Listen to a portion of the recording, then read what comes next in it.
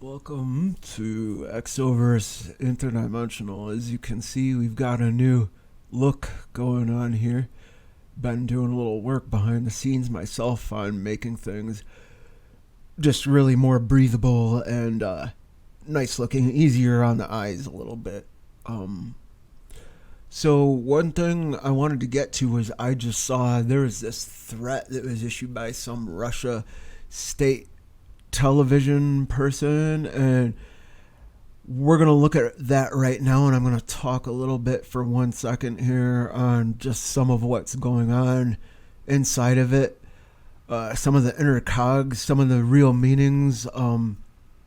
Is it just flexing? Is it, how deep does it go? Will be some of the questions sort of addressed here. But let's go ahead and take a look at it now. This is fairly recent. This happened just a couple days ago, and it just reached my table like just now. So we're going to go ahead and press play. And lots of people haven't seen this and are just starting to hear about this. So yeah, this is almost up to 1 million views and on the YouTube channel where I found it. So. Что будет после слов Бориса Джонсона об ответном ударе по России? Вообще на Британских островах, похоже, заговаривается.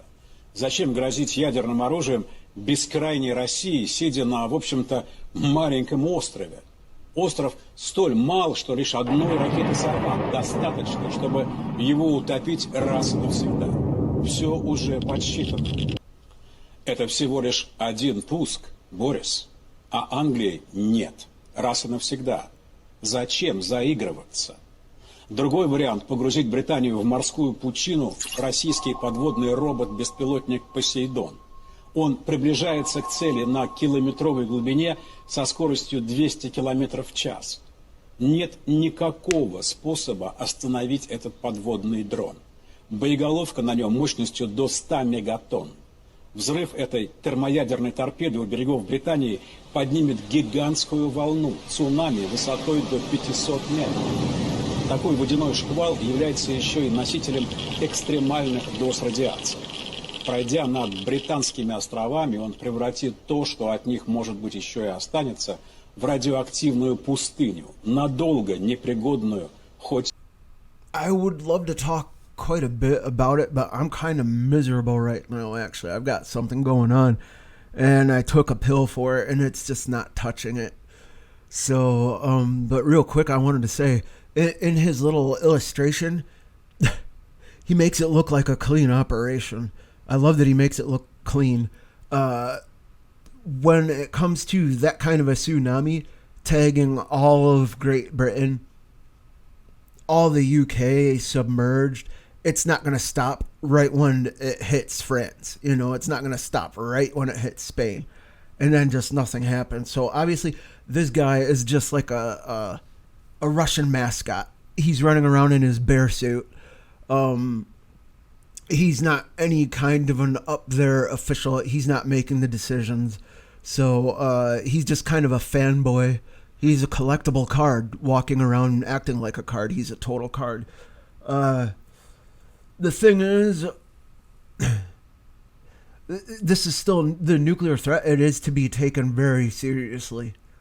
What's going on is to be taken seriously. World War III is underway now.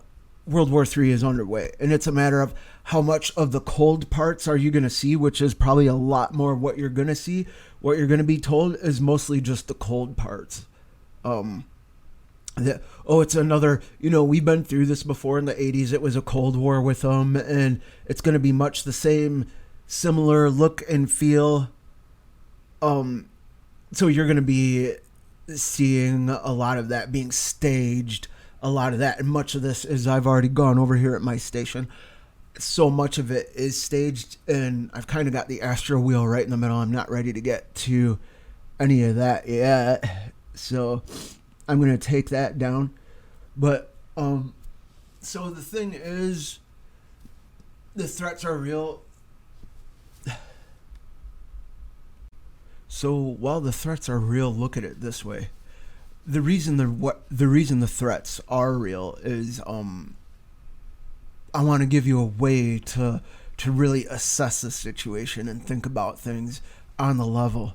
And one of the ways to do that is to look at the fact that, well, think of it this way. At a poker table, if you've got your poker face and you've got your poker cards and you're trying your best to bluff, the thing is, even with bluffing, that's just part of the game. Now, imagine someone else is flipping aces under that table. If you imagine America right now is flipping aces to Ukraine, this would be the way it's perceived in Russia. And generally, when it comes to poker games, no matter how bad you lose, it's still just a game. You see, now someone stands up and pulls out a gun when there's cheating in the game and aces are being flipped under the table. So now let's change those aces being flipped under the table to hundreds and hundreds of millions to billions in military aid and artillery, everything else you can imagine, overall defense, and even overall offensive.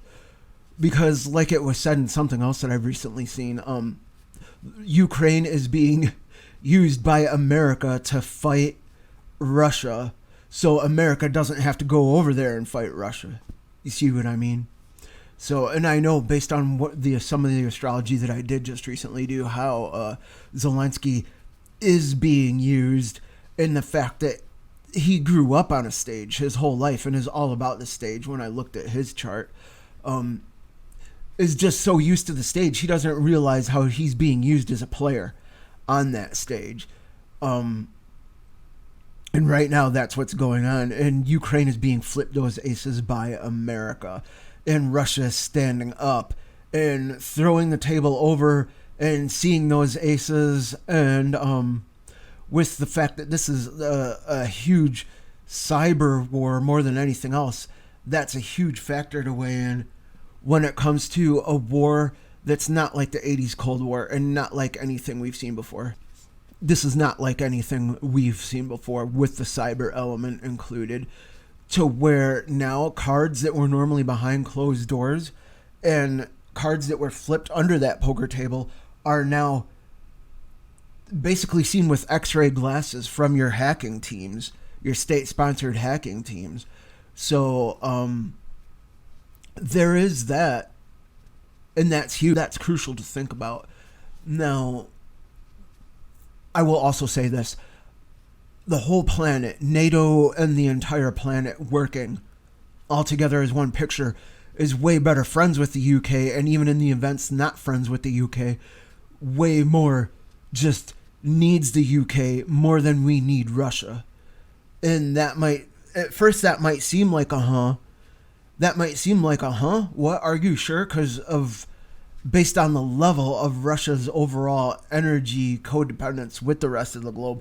But we do need the mind of the British and the overall brain power of the UK.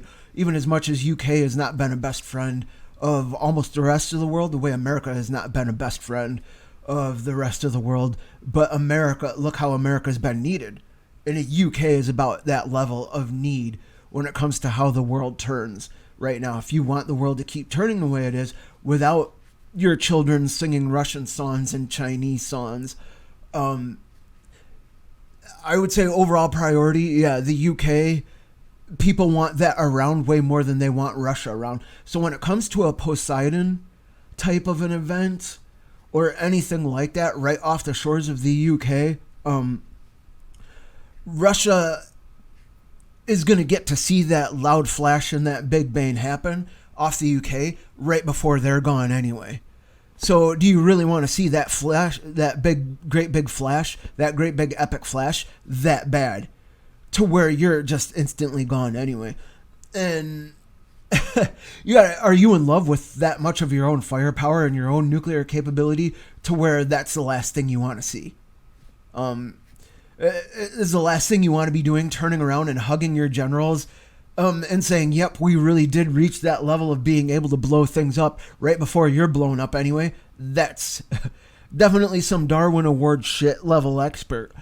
So the next thing to think about too in all this is how basically these guys who are running this show, this TV Russian state spokesman, he's more like a mouthpiece. Speaking of Mouth of Sauron, I mentioned the Mouth of Sauron in one of my last videos. He's a lot like the Mouth of Sauron if you were to view Putin as Sauron. Now, that guy's going to be gone. That guy's going to be gone when the shit really hits the fans. Almost all of us are going to be gone. Whereas Putin is going to have the intelligence that says get in the Russian version of Air Force One. Biden is going to have the intelligence when something like that goes on in America, where they say, Mr. Biden, the American equivalent of Air Force One is happening.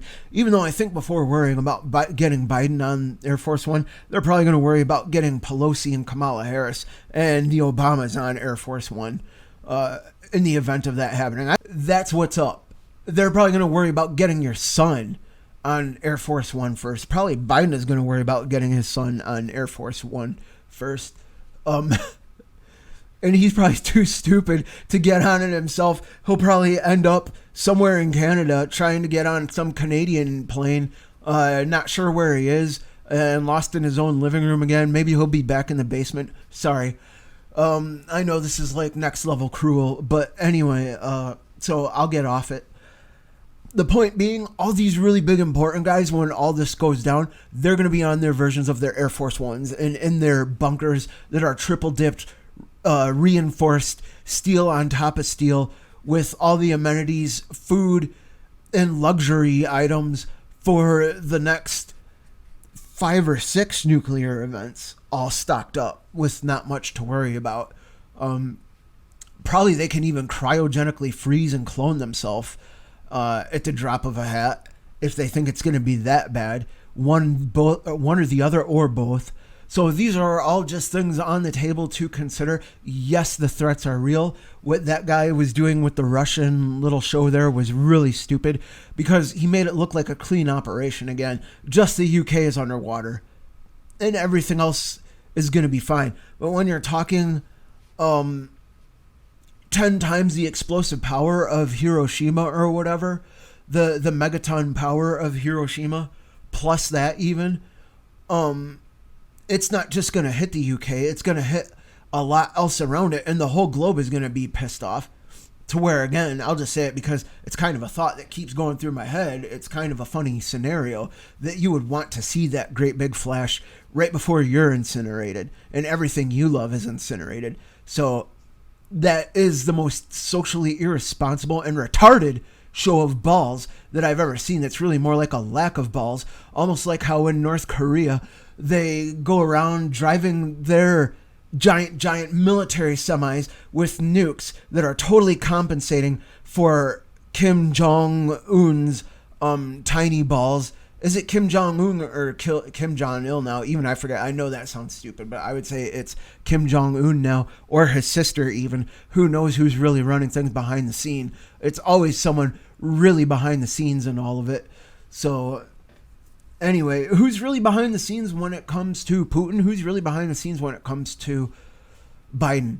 The thing is, when it comes to Zelensky, like I just said, all this being staged, like I pointed this out in detail already on an hours-long astrology upload, and I can say why.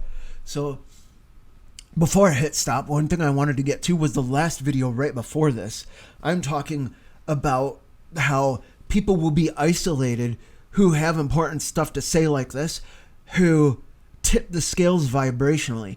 They bring something into the world that has something to do with vibrations that are a bit out of the ordinary. And I was detailing it, yet it was hard to really quantify on with, really wrap my mind around and really get out succinctly as possible with my words and just quantify on within the bullseye of the bullseye of the bullseye. One thing I would say is, up there in the corner is the Station Mercury logo. That is my official podcast, which I haven't quite been away from, but I've been moving it to YouTube and just haven't gotten around to uploading just the audio itself over at my Bandcamp, which I'll be doing again soon, sometime real soon. Until then, I just wanted to show you that video and break things down a bit for people. How afraid should you be? Which I never really got to. How afraid you should be. Well, not afraid. The whole thing is all of this is about bluffing until you can keep the other party in fear as much as possible to where you've manipulated them. So don't be afraid to where you can be manipulated, but realize now is the time to take things seriously to the point that I would say stock up. Don't just stock up on the barest essentials like canned goods, non-perishable items, fresh water, water filters, DIY at-home stuff that can bolster you up a bit. There's nothing you're going to do in the face of a tsunami like that, of course.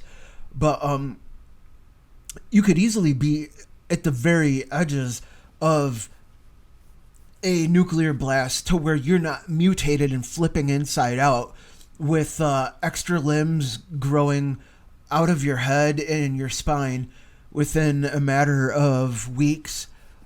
You could easily be on the far, far, far outside of that where you do just need some extra supplies and to get somewhere else fast. I would say not to be in cities at this point. I would say not to even be really in the cities of America or near the cities of America. It's good if you have a buffer zone of 3 hours away or more. But yeah, even in the cities at this point is highly questionable. I would say to leave cities. I would say if you're in the UK, I'm not going to so much go as far as say you need to get out of the UK. You need to get to Spain because look what we just went over. It's not going to matter if you're in Spain. Right now, based on what's going on, if the nuclear trigger gets tripped, we're talking about a dominoes series of events, chain events, that it's not going to matter so much if you travel far and wide to some remote area. We are all going to be affected with nuclear winter because it will just tap, tap, tap, tap, tap, tap, tap. It's going to look a lot like Judgment Day on some of those movies. So just the level of, it's not going to be isolated to one nuke, then incident over, and then, oh my God, it's such a tragedy. It's going to be the mightiest powers of all, with the mightiest weapons of all, finally coming to all out blows. And it's going to look like the OK Corral. It's going to be a global mess. So that's something to think about. It's something to not be afraid of because we all die anyway. Who can say it's because you fell down an elevator chute because you went through the windshield, or it's because you did get incinerated by all this absolute BS going on in the planet right now. But that's the thing, is one thing I wanted to say real quick before I finish this out was I wanted to point out too that those who can get away on their Air Force Ones, their versions of it across the globe, it's easier for them to lose an entire nation and gain the sympathy of a globe as a warrior, such as Zelensky. Having said that, it's entirely possible that we are looking at a global staging, almost like a Dr. Manhattan event. Yeah, I did say Dr. Manhattan because I was talking about the actual comic book movie from the Manhattan event oh God, it's right on the tip of my tongue. Shit. This is one movie that I've watched over and over and over and over and over again. I read the comic book one time. Funny enough, I want to say Mystery Men, but we all know it's the comedian is in it. Alright, I'm just fucking looking it up because that drives me crazy. I want to say Lost Highway now for some reason.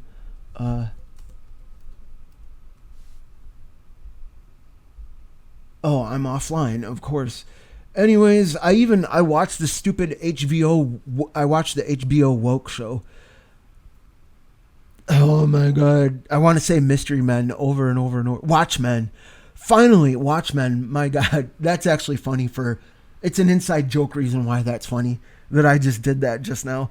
So, it's one of those things that's on the tip of your tongue. Like the day is Tuesday. You know it's actually Wednesday. You know the days of the week, but you can't say Wednesday. You've lived through Wednesday over and over and over again. It's not that you're not a fan of the days of the week and you're a poser about the days of the week. It's just shit slips your mind sometimes like that. And I'm kind of miserable as it is, so thanks for forgiving me there on that one. It was kind of funny. Hopefully it was worth the 5 minutes of entertainment watching me squirm like a worm. So anyway, I want to finish that out now. If you haven't heard Station Mercury, there's relevant stuff on it, and that's what I wanted to say too, finishing this out, is what's on Station Mercury is so important to where we're at right now. And there's been people who have been listening to it. I'm not going to stop and sign online right now and take screenshots of all the listens I've had since I started it when I was getting no listens. But Station Mercury, even though it seems like the astrology at the time and what's going on at the stars at the time, I've been listing and cataloging a lot of what's going on in the earth with the hidden cabals and how we've reached this point and what to expect at this point. It is so highly relevant right now, even though I haven't uploaded for quite a while. So go to stationmercury.bandcamp.com. You know, Bandcamp, who's finally hit the news just based on the fact they were bought out by Epic Games, who made the Unreal Engine and are famous for Fortnite. Just kind of a little thing that happened in the gaming world. So Bandcamp is on the map. Station Mercury is at Bandcamp. And the reason it's important is because what I couldn't quantify on earlier, what I was trying so hard to quantify on about how those who tip the scales energetically with manifesting things in this world and in this reality that kind of cause an eyebrow to sort of arch. They cause an arching eyebrow. Like you know, they will be isolated. Those accounts will be isolated. Whereas those who blatantly break the rules, if it's done so by a bigger established name, that's kind of more mundane or more based in issues of corporate sponsorship and stuff like that, and still bolsters the corporate world and taking one particular polarity stance, one particular partisan loyalty, one particular brand loyalty like that, their account will be left alone, even if they're straight up breaking the rules in terms of things that are considered like, no, you can't say this about the vax, you can't say this about this, that, and the other, BLM, whatever it is, they'll still get left alone. As long as they're bringing in the sponsorship and the cash, and it's kind of swept under the carpet. Whereas the accounts with the vibrations, the extra high vibrations in the ascension that's being manifested right here on the earth, they are clamped down on hard and shut down fast and undergo the most amount of persecution and shadow persecution or that hidden character assassination, on and on and on it goes. But Station Mercury talks a lot about that and what has led us up to this point and why that is the case. Because I realized with the last video, a lot of that was kind of hinted at, but not. I wasn't really quantifying on it 100% very well. So I would say get caught up. It's a whole audiobook series pretty much. I call it a podcast, but it is really an audiobook series, lectures based somewhat in memoirs, things I've lived through that are next to impossible back from the point of no return. So we'll get into Station Mercury, and we'll talk more here about these other three logos that you're seeing here, and how they are relevant just to what's going on in my reality and me and my beautiful, amazing woman's reality and us working together. So I meant to cut this short quite a while ago. So we're going to get into the other stuff that's going on in a little bit. I want to segue, and I want to do that when it's appropriate. So what I mainly just want to talk about with that was that like minute 20 seconds worth of Russian video right there and how it's relevant. So, and I've done that. So I will see you on the next upload here, Station Mercury and Exoverse Media. Thanks for tuning in.